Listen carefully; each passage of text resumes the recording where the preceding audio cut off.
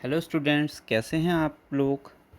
आज हम आपके सामने क्लास 8th साइंस का chapter 1 crop production and management का 5th पार्ट लेके आए हैं। इससे पहले के सभी पार्ट्स आपने देखे होंगे और अगर नहीं देखे हैं तो उनको एक बार ज़रूर देख लीजिएगा।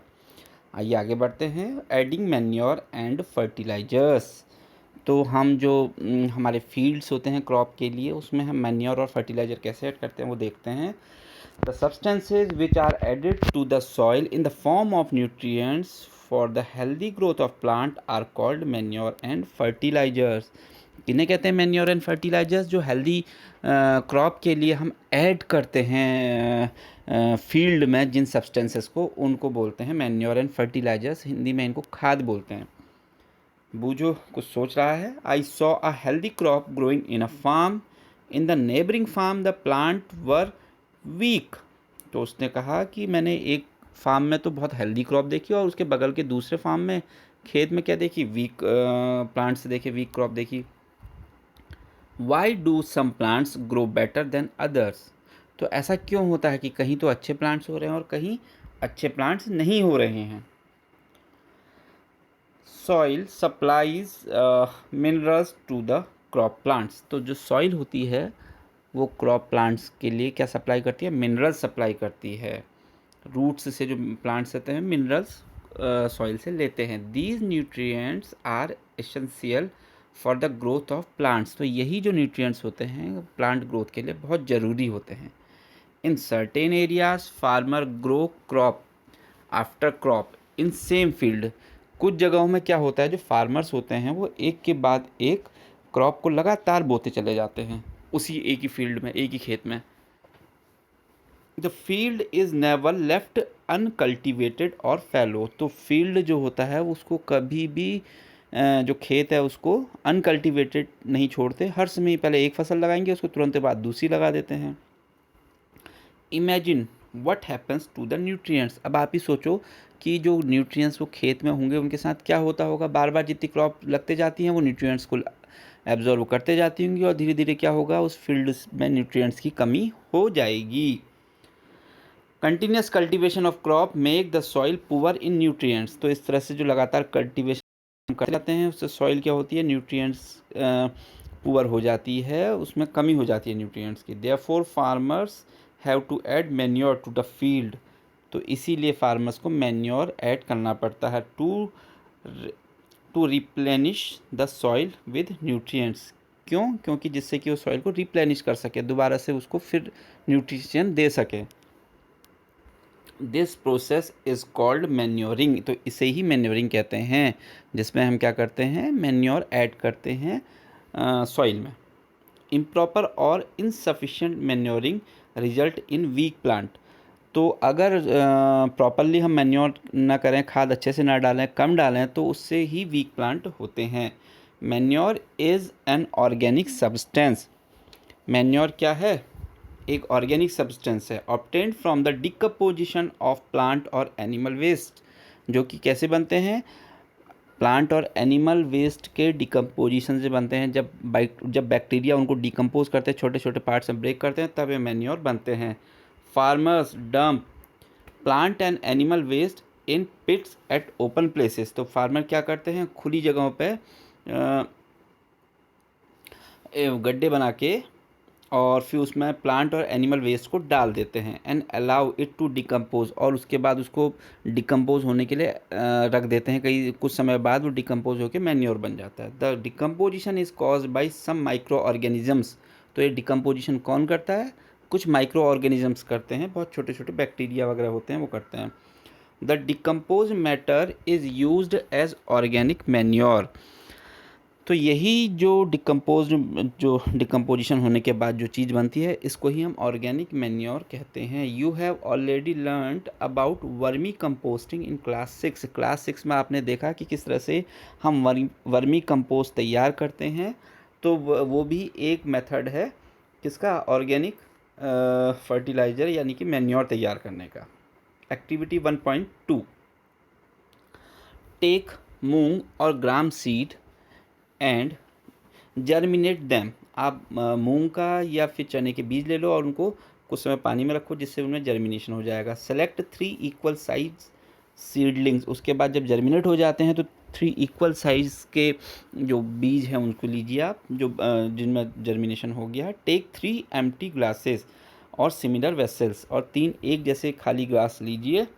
Mark them A, B and C, उनमें A, B, C निशान लगाने हैं। To glass A add little amount of soil, glass A में थोड़ी सी मिट्टी डालनी है। Mix with a little cow dung manure, और उसमें थोड़ा काउ डंग गाय का गोबर डालना है। In glass B put the same amount of soil mix with a little urea, B में भी मिट्टी डालनी है और उसमें क्या डाल देना है, यूरिया डाल देना है। यूरिया एक फर्टिलाइज़र होती है।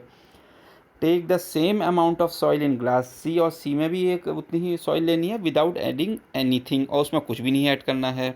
Now pour the same amount of water in each glass and plant the seedlings in them, और उसके बाद उसमें थोड़ा पानी डाल के उसमें जो हमने बीज सीडलिंग्स लिया था उसको हमने लगा देना है। Keep them in a safe place and water them daily, और उनको किसी जगह पर रख कर रोज़ रोज़ उसमें पानी देना है।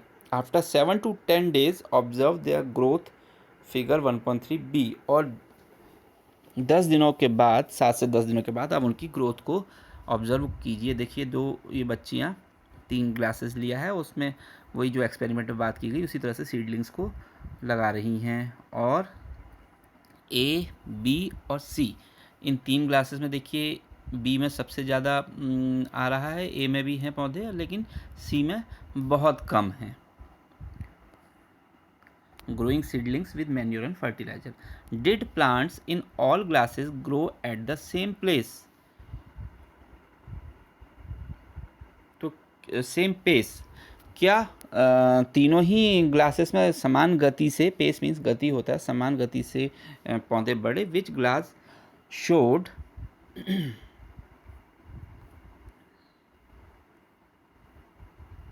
बेटर ग्रोथ ऑफ प्लांट, तो कौन से ग्लास ने ग्रोथ दिखाई।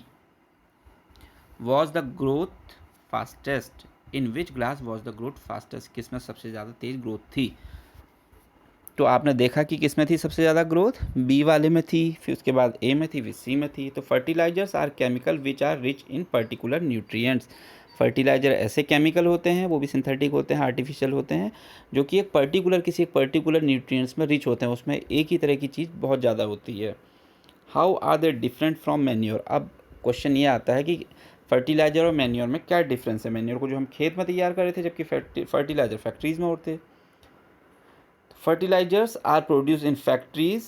Some example of fertilizers are urea, ammonium sulfate, superphosphate, potash, NPK, nitrogen, phosphorus, potassium. तो ये कुछ एग्जाम्पल हैं, ये फैक्ट्रीज़ में तैयार किए जाते हैं फर्टिलाइजर्स, और उनके क्या क्या एग्जाम्पल है। यूरिया है, अमोनियम सल्फेट है इसका एग्जाम्पल, सुपर फॉस्फेट एग्जाम्पल है, पोटाश एग्जाम्पल है, एनपीके का फुल फॉर्म नाइट्रोजन, फॉस्फोरस और पोटेशियम, तो ये सब इसके एग्जाम्पल हैं। The use of fertilizers has helped farmer to get better yield of crops.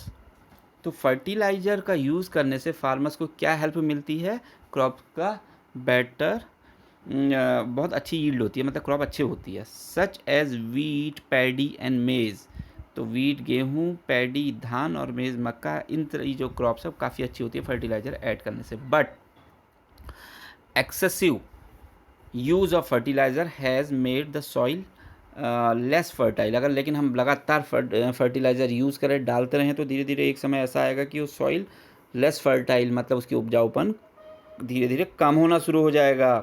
Fertilisers have also become a source of water pollution, fertiliser water pollution भी create करते हैं। कैसे करते हैं, वो पानी के साथ घुल के अंडरग्राउंड वाटर पर जाते हैं और उसके बाद पॉल्यूशन क्रिएट करते हैं। Therefore in order to maintain the fertility of soil we have to substitute fertiliser with organic manure और leave the field uncultivated fallow in between two crops.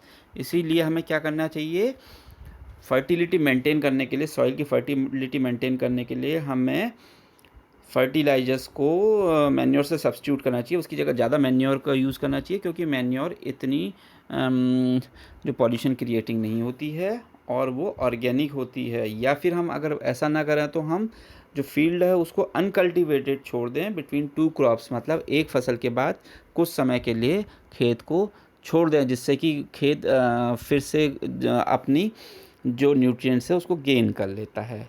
आइए अब इसके बाद जो अभी तक हमने टॉपिक पढ़े इनमें बेस्ड कुछ क्वेश्चन आंसर हैं उस पर बात करते हैं।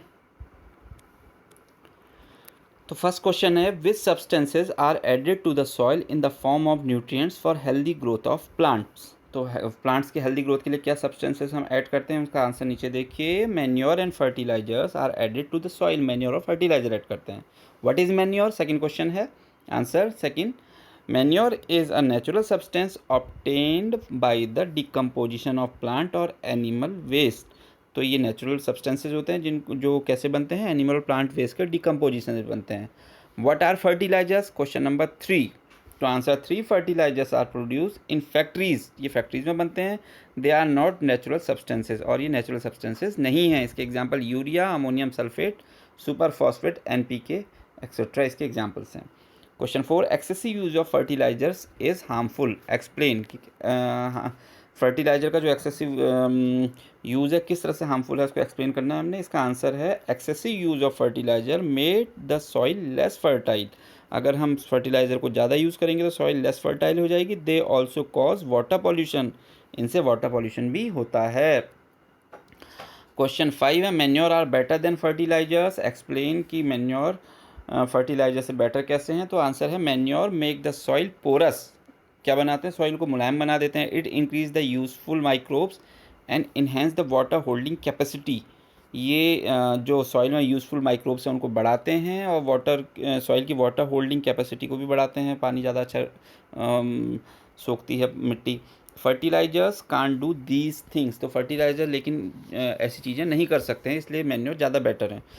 Fertilisers also calls water pollution, fertiliser water pollution भी क्रिएट करते हैं जबकि मैन्योर नहीं करते। So manure are more useful than fertilisers, इसीलिए जो मैन्योर्स हैं फर्टिलाइजर्स के कंपैरिजन पे ज़्यादा यूज़फुल हैं। तो उम्मीद है आपको ये वीडियो पसंद आई होगी, और अगर आपको कोई डाउट है तो आप नीचे कमेंट बॉक्स में जाके अपने डाउट्स क्वेश्चन लिख सकते हैं, आपके डाउट क्लियर किए जाएंगे। और अगर आपको वीडियो अच्छी लगी तो आप इसको लाइक कीजिएगा, और जल्द ही हम इसके नेक्स्ट पार्ट के साथ आपके साथ फिर से आएंगे। तब तक के लिए बाय बाय, थैंक यू।